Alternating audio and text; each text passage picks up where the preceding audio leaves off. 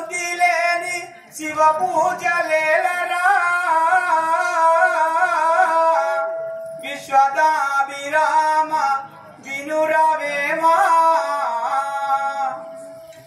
ఎవరైనా ఎప్పుడైనా ప్రతి ఒక్క పద్యం గాని ప్రతి ఒక్క పాట గాని మనము పాడుతున్నా గాని మనం ఒక సినిమా చూసినా గాని ఆ సినిమాలు ఉన్న సారాన్ని వెతకాలి గాని వాళ్ళు ఉన్నదాన్ని మనము గ్రహించి మనము బాధపడము అప్పటి మందం ఆనందించడం కాదు. మన ఆత్మశుద్ధి చక్కగా లేదనుకో మనం ఎవరు చెప్పినా గాని ఇక్కడికి వెళ్ళి చెప్తే అక్కడికి వెళ్ళిపోతారు.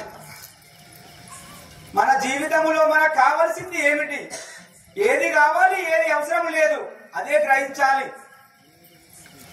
ప్రతి మనిషి పుట్టిన నుంచి కష్టపడుతున్నాము దేనికోసము?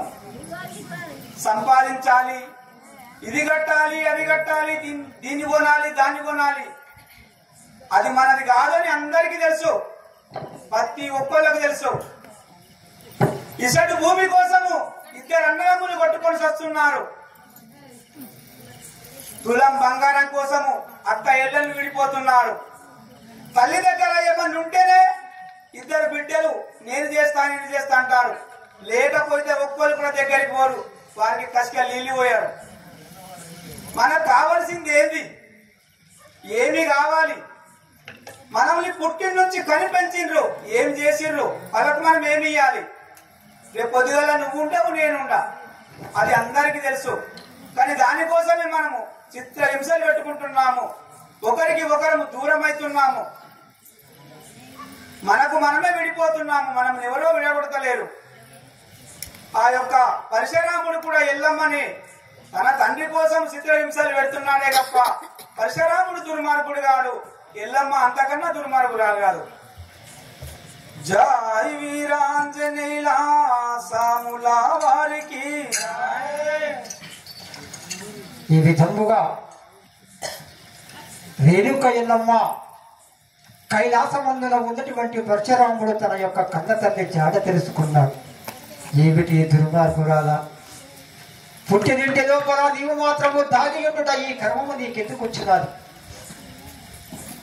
నా కన్న తండ్రి చూపితే నీకు ఈ బాధలు ఉండేవి కాదు కదా, మరి ఎందుకు నన్ను బాధ పెడుతున్నావు, నువ్వు బాధ పెడుతున్నావు అని చెప్పేసి అఘోరముగా కోపిష్ఠుడైనాడు. కానీ పతి ఇచ్చిన శాపం మాత్రం ఉన్నది కదా, ఆ శాపం ప్రకారముగా పతియే పరమాత్ముడు అనుకున్నటువంటి ఆడవాళ్ళకి ఎప్పుడు కూడా 7 జన్మలెత్తిన పుణ్యం ఉంటుంది. చూడండి, ఇక్కడే కాదు ఏ చరిత్ర చదివినా తన భర్తయే దైవం అనుకున్న ఆడదానికి ఎప్పుడు కూడా 7 జన్మల పుణ్యం ఉంటుంది.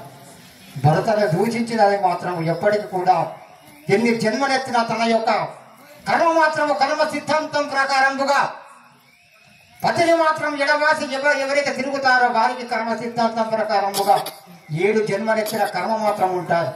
మరి ఇక్కడ తల్లిదండ్రులను బాధించడం కూడా ధర్మము కాదు. ఎందుకంటే తనకు మాత్రం ఏమవుతున్నది మనసు లోపల, కన్న తండ్రి కావాలా, ప్రతి ఒక్క వారికి కూడా అదే ఉంటుంది.